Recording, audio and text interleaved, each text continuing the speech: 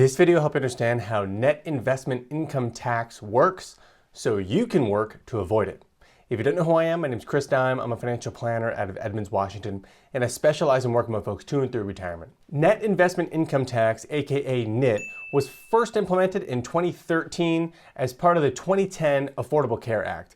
And with Barack Obama as president at the time, this is also why you might have heard NIIT called the Obama tax. Now, you don't really hear it called that anymore, but about a decade ago, that's ultimately what it was branded because this was President Obama's flagship healthcare bill. It's essentially an extra 3.8% federal tax on passive investment income once your total income surpasses a particular threshold based on your filing status. So in today's video, we'll break down how NIIT applies, how to figure out if you've actually paid this in the past based on your tax return, and then moving forward, how you can work to avoid or at least minimize the impact of net investment income tax. So let's jump in. Now, NIIT applies not only to individual taxpayers, but also to trusts and estates. We'll first talk about how it impacts the typical taxpayer because that's the vast majority of this audience, but we will touch on how NIIT applies to trusts and estates later on. I think it's important to clarify that if you don't have passive investment income, then the net investment income tax will not apply to you. It sounds pretty obvious, but ultimately, if you don't have net investment income, then the net investment income tax will not apply to you, regardless of what your income is. So even if you make $1 billion of income, if you don't have net investment income, you won't have a net investment income tax. More realistically, however, is regardless of what your income is, if all of your investment assets are wrapped up in tax-deferred vehicles like 401ks, Roth IRAs, etc., then the net investment income tax will not apply to you. However, if you earn a pretty good compensation and you do have passive investment income, then it's possible that NIIT could strike you with a 3.8% additional tax. To see if NIIT applies to you, first you must have net investment income. Once you have net investment income, then you'll need to reference the IRS's tables based on your filing status after adding up all of your income together. Once you add up all of your income together, you're essentially looking for what the IRS calls your modified adjusted gross income, which for the purposes of today's video is basically the same thing as your adjusted gross income. And while there is a little bit of nuance between AGI and modified adjusted gross income, for the most part, for simple math, they're the same number. It's basically all of your income combined, including your net investment income, plus or minus a couple of adjustments, and you'll end up with your modified adjusted gross income. If your modified adjusted gross income, which again is pretty much all your income added up together, does not surpass these levels based on your filing status, then the net investment income tax will not apply to you.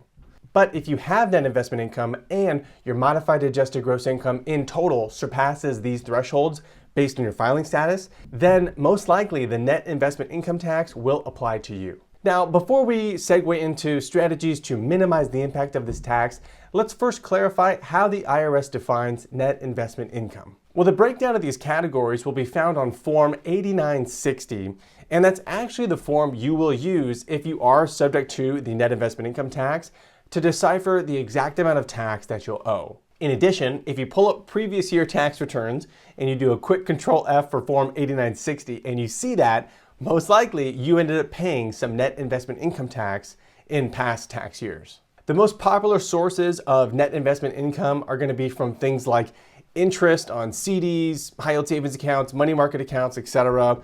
Bonds are going to kick off interest as well, and that's considered net investment income. In addition, stock sales or capital gains related to the sale of mutual funds, individual stocks, bonds, index funds, and of course, the motherlode of capital gains when you sell property. Now keep in mind, for the sale of your primary residence, you are permitted some tax relief on the capital gain due to that sale. And I'll link above to an explainer video on how that works, but single filers get about $250 grand of exempt capital gains, and then married couples get about $500,000 of exempt capital gains on the sale of their primary home. It's important to keep in mind that just because it's investment income doesn't necessarily mean it is net investment income. The tax only applies to passive investment income sources. So for example, if you're active in a particular business and the business kicks off dividends, which you could kind of see as passive, those are not considered passive income for the purposes of the net investment income tax calculation. Since it's a business you're actively involved in, that's then going to be considered active income, and those dividends are going to get taxed on your taxable income, not on a net investment income tax document. Now, this might also go without saying, but net investment income tax will not apply to things like wages, salaries, bonuses, Social Security income, self-employment income, right, wrong, indifferent. These sources will not be considered net investment income. Instead, they'll most likely be taxed as if they are ordinary income, other than Social Security to a degree. And you're most likely going to pay a much higher tax rate on that income. So pros and cons as to whether or not it's considered net investment income, but it's not considered net investment income. Now let's fast forward a little bit and assume your modified adjusted gross income surpasses those thresholds I mentioned before, which I'll show up on the screen real quick. And you also have net investment income. As mentioned earlier, you'll technically use Form 8960 to calculate the hard and fast math. But to keep it simple, you will owe a 3.8% tax additionally on the smaller of these two values, either your total net investment income or the amount of money above and beyond that modified adjusted gross income threshold your modified adjusted gross income reaches. Whichever one is the smaller of these two numbers. You'll then have 3.8% applied to one of those two numbers. For example, if you're a single filer with a $150,000 salary and you also recognize $60,000 in long-term capital gains this year, that's $210,000 of modified adjusted gross income. That's $10,000 over a single filer's modified adjusted gross income threshold. So even though this taxpayer had $60,000 of net investment income, they're only going to be subject to 3.8% being applied to the $10,000 over that modified adjusted gross income threshold. So 3.8% times 10,000. That's the tax. And that's because the amount they surpassed the threshold by is 10 grand, whereas their net investment income is 60,000. And they take the smaller of those two numbers, and that gets taxed. Now, contrarily, let's say that single filer had a salary of $210,000, and they again recognized $60,000 in long-term capital gains. Well, now they are $70,000 over that modified adjusted gross income threshold, but they only had $60,000 worth of net investment income. Therefore, between the smaller of those two numbers, they're going to get taxed on the full amount of their net investment income, and that $60,000 of long-term capital gains will be subject to an additional 3.8% tax. It's important to note that the NIIT thresholds for those modified adjusted gross income levels are not adjusted for inflation, and to my recollection, they haven't changed since the day they were implemented a little over a decade ago. But the caveat to this statement is for trusts and estates being subject to net investment income tax. Now that's a good segue. Let's talk about how these get the tax applied. Rather than the trust and estate being applied a 3.8% net investment income tax on their total net investment income tax, instead it only looks at the amount of undistributed net investment income within that trust. If the trust distributes all of its net investment income to the beneficiaries, well then the net investment income tax will not apply. This is solely on the retained net investment income held within the trust. The IRS says that net investment income tax will apply to trusts and estates on the smaller of these two numbers, either the total amount of net investment income undistributed or the amount over the highest tax bracket beginning number for a trust and an estate.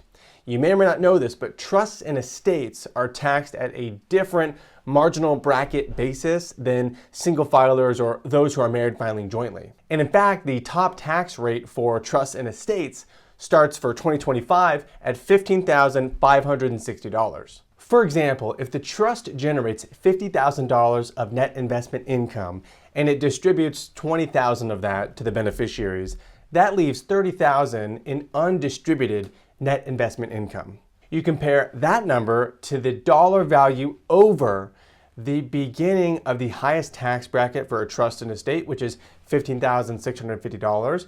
The difference between 30 grand and 15,650 is a smaller number than the amount of undistributed net investment income.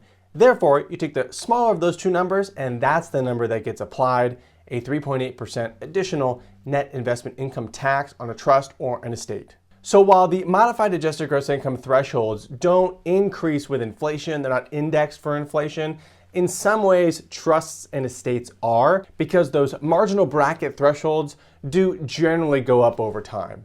Now, $15,650 is not a tremendous amount when we're talking about the typical trust out there, but it is important to know that these types of accounts do somewhat go up with an index for inflation. Now, the tax code is written in pencil, so theoretically things could change in the future. I'll link below to the IRS's go-to resources on net investment income tax, as the thresholds could change after this video. Sort of the cheat code though to figure out what your net investment income tax liability will be is if your normal income that you earn from your job or your career surpasses a modified adjusted gross income threshold, then basically whatever your net investment income is for that year will also get hit with a 3.8% tax, because your income alone pushes you above the modified adjusted gross income thresholds. Now, it's important to keep in mind that even though net investment income tax may or may not apply, this does not negate your classic ordinary income taxation, nor long-term nor short-term capital gains taxes that also could apply. Net investment income tax is an additional 3.8% tax that applies on top of everything else that we're used to being taxed on normally. So from a calls to action standpoint, you might be thinking, all right, well, to avoid the net investment income tax, I'll just never generate net investment income. And that would be through never selling real estate property, never selling the positions inside your investment account, or only investing in municipal bonds for your bond interest exemptions. In reality, however, that's going to be really challenging, especially if these assets you're not planning to simply just take to the grave with you or give it all to charity. If you're planning on using some of these assets for income in your retirement, you will eventually need to pay these capital gains taxes and subsequently net investment income tax if it still applies to you. Now, this doesn't mean that you should just willy-nilly be generating net investment income without being mindful of the 3.8% net investment income tax. For example, if you're trying to liquidate a particularly concentrated stock position, and you know if you were to liquidate all of it, that net investment income would push you well above a particular threshold, you might want to consider rebalancing in tranches that concentrated stock year after year, staying below the net investment income tax threshold. Because it's not just the net investment income tax you have to worry about, there's also a change in the taxation on your long-term capital gains, the more long-term capital gains you generate. For a better explainer on that, I'll link above here, but from a calls to action standpoint, you essentially want to be mindful of how net investment income tax will apply when you are making changes to your investment portfolio, or when you're planning to sell particular assets that come with a capital gain. Because the two things you'll need to consider are, number one, if you're planning to use this money in the future, you're going to pay those taxes in some way or another. And then number two, what is the cost, particularly in an investment account, of not rebalancing? All the math would say if you're going to invest and manage money correctly, you're going to want to implement some level of rebalancing those assets back to homeostasis so that your money stays appropriately invested and has the right amount of risk for your situation. And by choosing to not rebalance, that goes contrary to a lot of academia and probably is going to do more harm than good in the long run. Taxes be darned. So hopefully that was helpful. If you have further questions, I would say drop them below, but we had to pause comments for now. Feel free to reach out on any of my social media platforms, or feel free to get in touch via the website. It's probably the best place to go. Submit your questions, send in your information, and if we can't help directly, we can at least probably point you in the right direction. Have an awesome rest of your week, and we'll talk to you later. Bye.